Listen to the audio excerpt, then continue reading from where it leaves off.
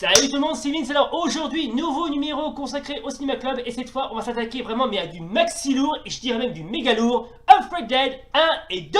Oui. Donc, concernant le premier Unfriended, l'histoire se déroule autour d'une jeune fille qui s'est fait harceler, donc qui s'est suicidée à cause du harcèlement Ouais. par rapport à une vidéo qui a été envoyée sur Internet, sur Facebook surtout. Cette jeune fille, je ne sais plus comment elle s'appelle, Laura Barnes, voilà. Voilà, Laura Je m'en Barnes. souviens, c'est Laura Barnes, voilà. Et donc, voilà, donc les événements de ce film se passent une année après le suicide de cette jeune fille. Et donc on se retrouve sur Skype, en fait. Le film va se dérouler sur Skype. Là où actuellement nous sommes en train de parler, justement. Voilà. Voilà. Donc tout le film va se passer sur ce logiciel très connu, n'est-ce pas? Et en gros, au début, tout se passe bien, puis un utilisateur inconnu va les rejoindre et des choses paranormales vont se passer. Et c'est ça qui a été critiqué aussi dans le film, c'est que on se retrouve avec un utilisateur inconnu qui se connecte au groupe qui se connecte à la conversation d'amis sur Skype et des choses bizarres vont commencer à arriver, des choses paranormales. Ce qui a, bon, moi j'y voyais pas trop d'inconvénients, mais beaucoup de personnes ont vu que le côté paranormal et tout, c'était peut-être pas obligatoire. Qu'il y avait d'autres choses à aborder plutôt que le côté paranormal sur une conversation Skype. Mais bon, chacun son avis. Moi, ça m'a plu et personnellement. Et donc, en gros, au fur et à mesure du film des événements paranormaux vont se passer. Donc, on va voir les caméras de ceux qui sont en train de parler sur Skype. Donc, les images vont se passer sur leur webcam. On va voir des phénomènes paranormaux et un à un, le groupe d'amis va mourir en fait. Ils vont mourir par cet utilisateur inconnu. Et à la fin, on voit que en fait l'utilisateur inconnu bien il s'agit en vérité donc bien évidemment au début il y a certaines informations qui sont laissées comme quoi ce serait apparemment Laura Barnes, donc la fille qui s'est suicidée. Donc évidemment le groupe d'amis va penser au début que c'est quelqu'un qui l'a piraté, alors qu'en vérité il s'agit du fantôme de cette fille, Voilà. de l'esprit de cette fille. Et en gros, elle est venue se venger contre ce groupe d'amis. Mais pourquoi elle est venue se venger auprès de ce groupe d'amis qui, justement, apparemment, à ce qu'on comprend, ce groupe d'amis était justement ami avec Laura Barnes, justement. Donc on se dit, mais pourquoi ils leur en veulent? Ah Et oui, puis pour on rien découvre à là-dedans. la fin que la protagoniste, donc on voit le plus souvent, d'ailleurs c'est sur son ordinateur que se passe le film, Blair Lilith, je crois que ça... Ouais, donc la fille s'appelle Blair en fait. Donc c'était la meilleure amie de Laura.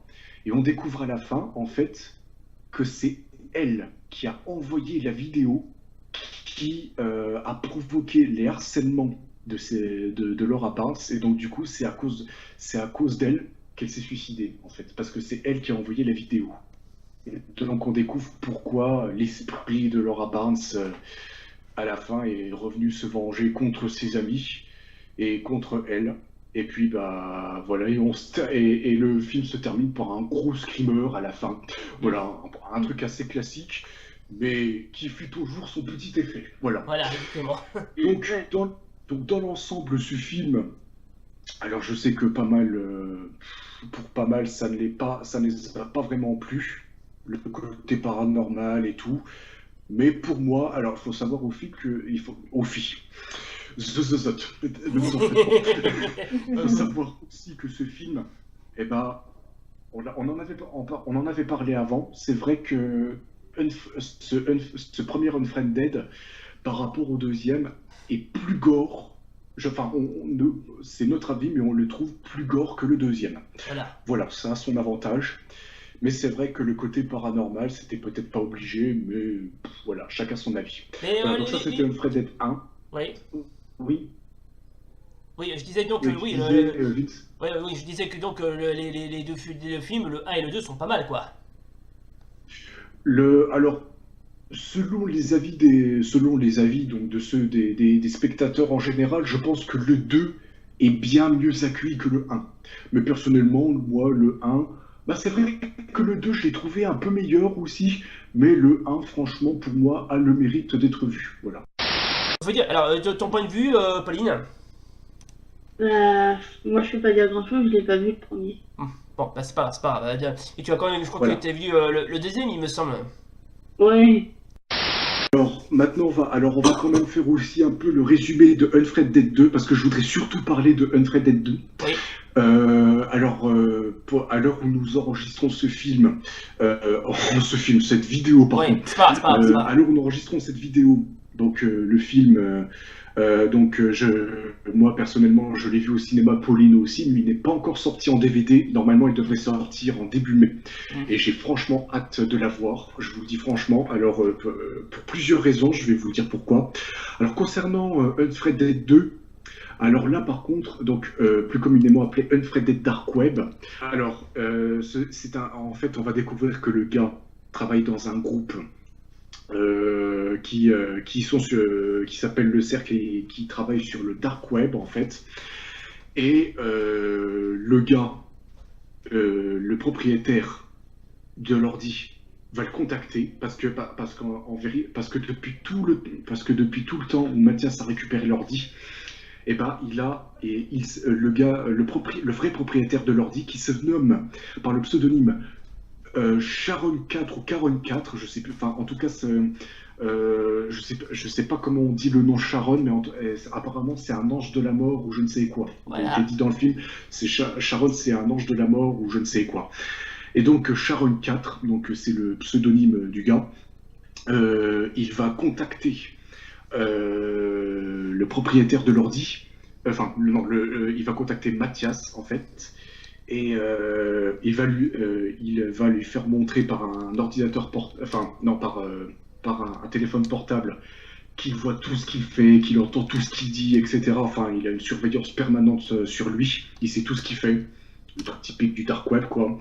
Et donc, il va lui dire, écoute mon gars, t'as mon portable, t'as mon ordinateur portable, et je veux le récupérer. Alors tu vas faire tout ce que je te dis. Tu vas pas te déconnecter de Skype où tu es connecté avec tes amis. Donc tes amis et toi, vous n'allez pas vous déconnecter de Skype. Vous n'allez pas non plus appeler la police, bien évidemment, parce que inutile de te dire que si tu fais pas ce que je te dis, et ben ta chère petite amie Amaya, que je suis en train de surveiller là, parce que oui, au moment où il dit ça, il est chez elle. Et ben je te préviens tout de suite, si tu fais quelque chose comme ça, bah Maya, bah voilà, elle va mourir, voilà, tout Voilà. simplement. Donc le gars, donc il menace et tout, voilà. Et puis le film continue et ils vont découvrir. Et puis je vais pas tout spoiler non plus, mais ils vont découvrir que l'ordinateur, en fait, en vérité, il a été laissé là.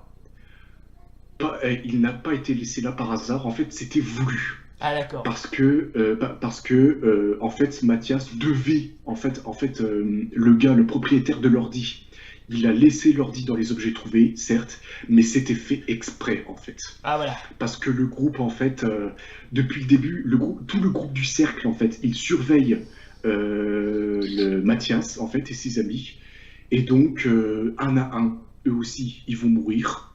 Et en fait, à la fin, il est découvert que pourquoi ils font ça, et ben c'est tout simplement parce que ils ont voulu faire un jeu qu'ils retransmettent en streaming sur le dark web, parce que pour un public, genre, voyez un peu genre tout ce qui est Red Room en fait. Voilà.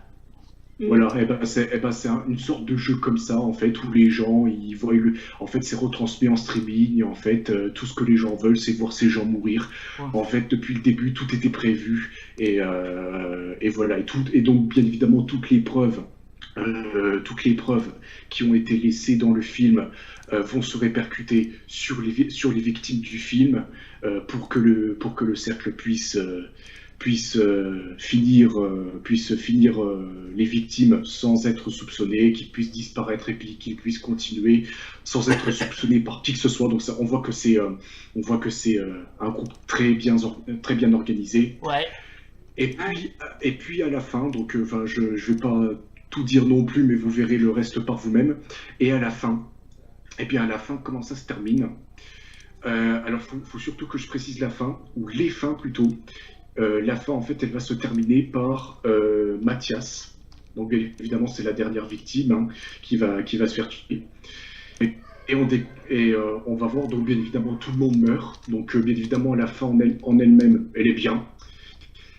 Le problème, ce que je peux reprocher au film, pour la fin principale, du moins, c'est que à la fin, Mathias, il meurt en se faisant écraser par un van. Ah, le pauvre. Alors, le fait que tout le monde meurt, le cercle, bah, bien évidemment, donc ils réussissent à effacer toutes les preuves ou à les répercuter sur eux. Donc la fin, bon, là c'est une fin très dramatique et c'est cool comme ça. Pour un film d'horreur comme ça, c'est cool. Mais concernant la mort de Mathias, je m'attendais à une mort un peu plus spectaculaire quand même. Parce que je trouve que la fin où Mathias meurt écrasé par un van, je la trouve un peu trop simple en fait. Ouais, Alors ça, par contre, le van, on ne le voit pas arriver. Hein, donc dès qu'il se fait non. écraser, on ne le voit pas venir, ça arrive d'un coup comme ça. Hein. Mm. Donc c'est vrai que c'est vrai que ça surprend, mais on s'attendait à mieux quand même. Mm. Alors par contre, il faut savoir quand même qu'il y a plusieurs fins en fait. Mm. Il y a eu plusieurs fins. Et ça, je trouve que c'est bien le concept qu'ils ont proposé plusieurs fins. Alors, il y en a eu 4. Alors, je ne les ai pas tous vus, j'ai réussi à en voir 3. Il y en a une quatrième que j'ai pas vue, mais que j'ai pu voir le résumé. Normalement, ces 4 fins devraient être disponibles en DVD. Oui. Donc, j'espère bien, mais normalement, ça devrait être le cas. Et en fait, j'ai vu aussi que dans les cinémas français, par contre, lorsqu'il est sorti dans les cinémas français, ils ont laissé que la fin principale, hein, donc celle que j'ai décrite. Par contre, dans les cinémas américains, ils ont proposé 2 places de ciné, 2 billets, où il y avait une fin A et une fin B. En fait, les gens ils pouvaient choisir leur billet pour choisir une fin différente. Ça, je trouve que c'est un peu bâtard quand même, parce que pour ceux qui veulent vraiment voir les 2 fins, donc du coup, ils sont obligés de payer le film 2 fois. Ça, je trouve que côté marketing, c'est un peu bâtard quand même. Ouais. Voilà, c'est une idée, mais c'est un peu bâtard, voilà. Mais concernant les autres fins, on a une fin où Mathias, enfin, ces 3 fins alternatives, on a une fin alternative où... alors Amaya, on la voit, donc dans la fin principale, Amaya, on la voit se faire agresser par un des groupes du cercle. Ouais. Donc on suppose on suppose qu'elle est morte du coup, en se faisant écraser par le van. Dans la fin alternative, Amaya, elle ne se fait pas tuer, elle s'en sort. En revanche, Mathias meurt en étant enterré vivant. On a une autre fin où les deux se retrouvent, où Amaya et Mathias se retrouvent, mais se fait kidnapper, mais se retrouve encerclé par les membres du cercle en fait. Ils étaient pris dans un guet-apens en fait. Ouais. Et donc il y avait une fenêtre Linux qui est apparue et il y avait un vote. Est-ce que les deux doivent mourir ou pas? Et donc la fin de cette vidéo consacrée au film Unfriended 1 et 2. S'il vous a plu, n'oubliez pas le pouce bleu et l'abonnement. Et d'ici là, salut!